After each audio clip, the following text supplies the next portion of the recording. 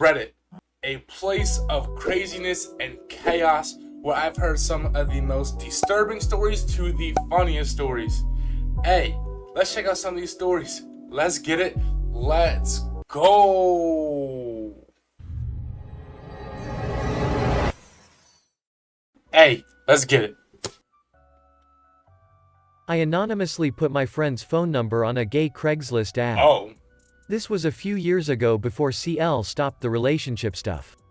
As a joke, I created an ad for Craigslist relationships, male looking for male. Didn't somebody get murdered? Essentially, the ad was pretty much a guy looking for a one-way ticket to Pound Town, ready to duck and suck anything, willing to be a cum dump and all types of things. Whoa. Okay. Whoa. We are putting a disclaimer up right here.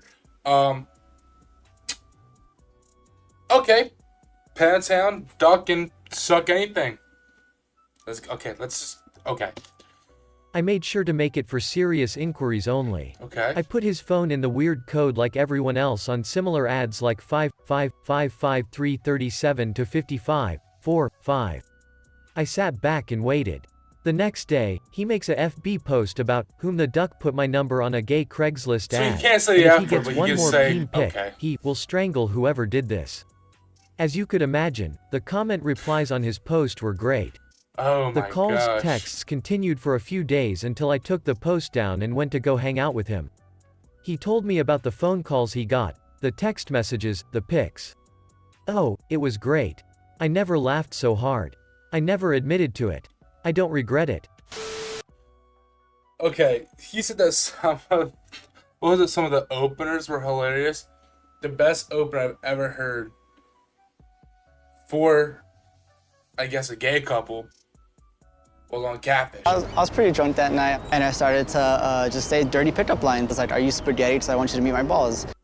Ooh, spicy. I crap in a mason jar and left it in my friend's pantry. Here we go. About 13 years ago, my 19-year-old self was You shit in a jar?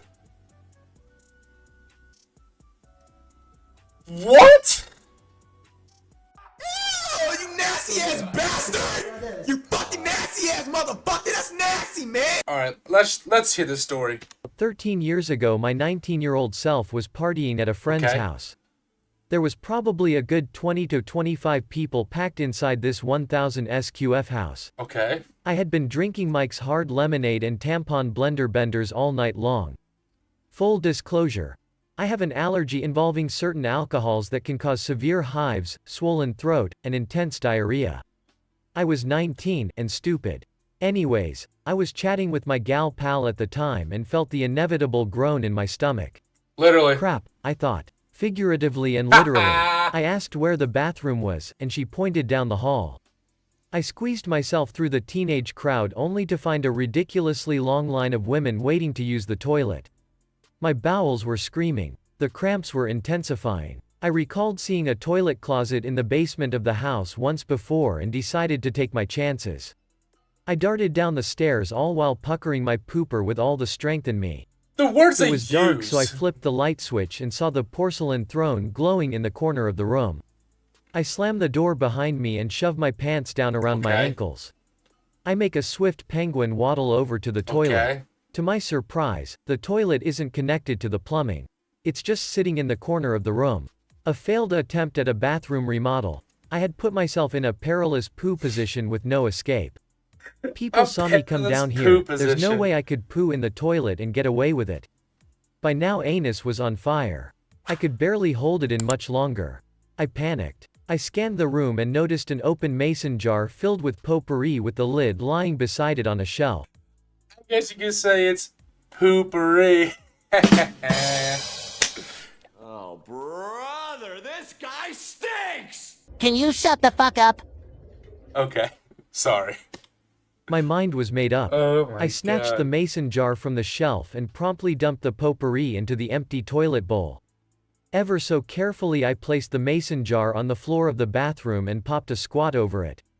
Spreading my cheeks and with surgical precision, I shat my brains out in that jar. I filled that sucker to the brim. I released the kraken of anal sighs and never felt such relief before in my life. But what now? What do I do? I can't leave it in here. I hear my friends calling me from upstairs that they were wanting to leave. I needed an escape plan, now.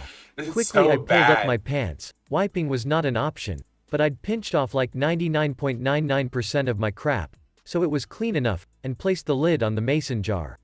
You say you unleashed the kraken. So warm. Still unsure of what to do next, I hide the jar under my hoodie and exit the bathroom as if nothing happened. What were you doing down there?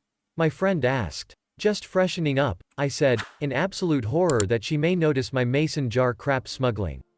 Hurry up, we're all in the kitchen waiting to leave, she barks.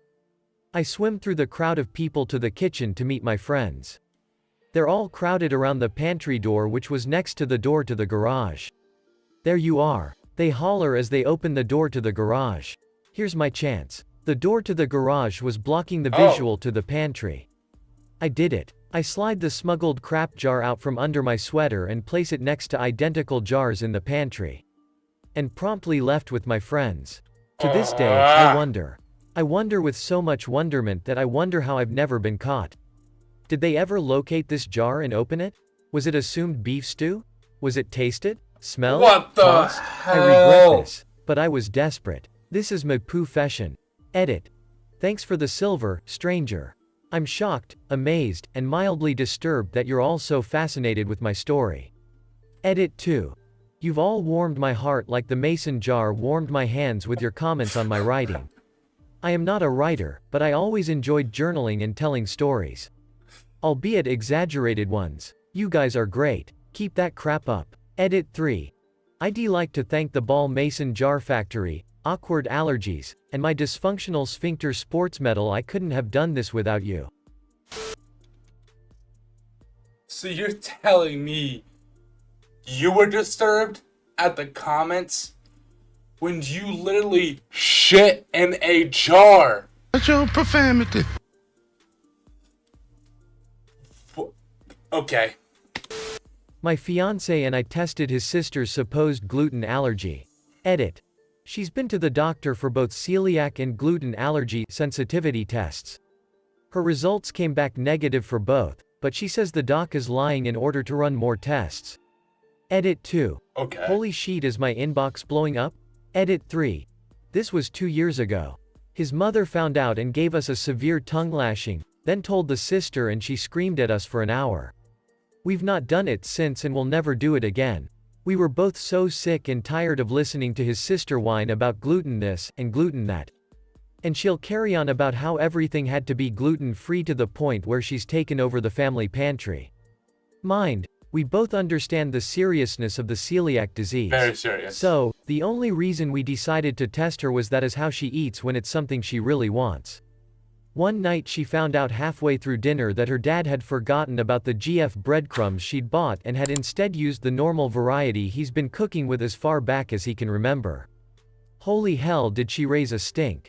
Completely stopped eating her meal and spent the rest of the night bitching and moaning about stomach cramps and other assorted bathroom issues. This carried on into the next day where she lectured him about gluten allergies while still mourning about bathroom problems. Now, when it's something she really wants, is a completely different story. She'll eat whatever it is and go about her day like a normal human being. Not a peep about stomach pains or anything. Sometimes she'll even have seconds or behind it to work for lunch the next day.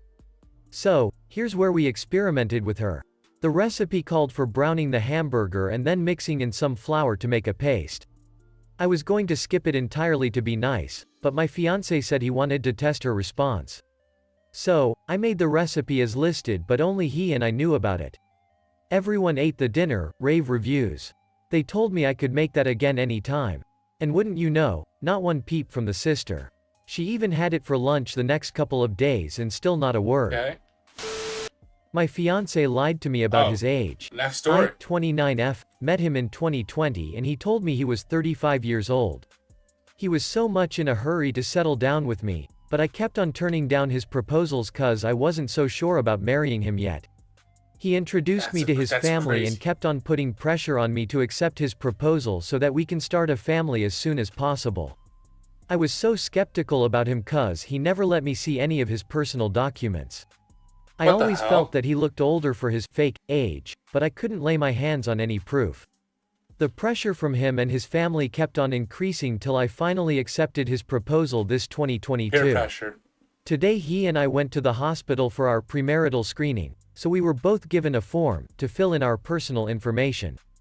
I was sitting beside him proofreading the form when he walked up to the man in charge and asked him to fill his, claiming that he couldn't see well and that he needs reading glasses. I was surprised cause I'd never known him to be someone with a visual impairment. The man was asked his date of birth and I overheard him saying 1976. Which means he is 46 years old instead of the 10 36 he years. once told me. Wow. I understand why each time I asked him about his birthday, he usually said he has forgotten and that he was going to check and get back to me.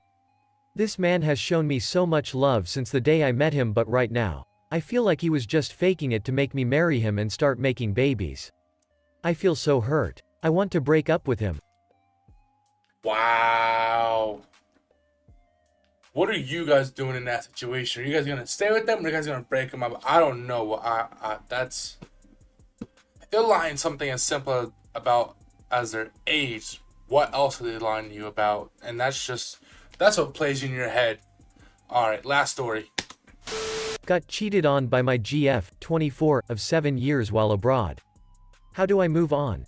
I literally feel so numb at the moment. Am I overreacting? So basically, I am abroad for my study program. I left at the end of August and will go back home end of December. I and my GF had a, what I thought, very strong relationship. Even though we had our struggles in the relationship, religious differences, I always believed our love would conquer this. She was my lover and best friend, I shared everything with her, and she also did the same with me. I trusted her. She had my bank details and knew about my insecurities, my childhood trauma, etc. I supported her during her 7 years, depression I would and always assume was there so. for emotional support. So last night, my girlfriend told me she made out with a guy from her internship while the two of them went to the cinema. She says she deeply regrets it, that it was a one-time thing and that she doesn't want to be in contact with him again. The worst thing is, she kept it from me for a week. During this time, we had daily contact in which she stated that she misses me and that the cinema was not the same without me. She told me she still loves me, and that everything she said in this week of hiding was true. Even though she said this, I ended things. Also, some things that are bothering me.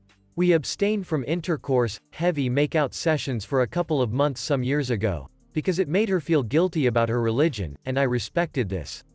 While all this We was respect happening, people. I was laying sick in bed with pneumonia. I even told her how lonely I felt because I was sick in a foreign country. The worst thing is, I feel like I miss her, which angers me so much. She was the only real person I had contact with daily. We told each other everything. I feel so weak about this. I feel so crap.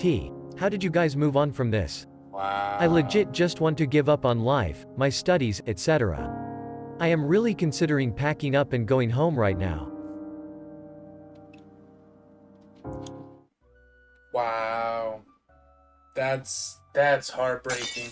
7 years. You were sick in bed with pneumonia, which you can die from.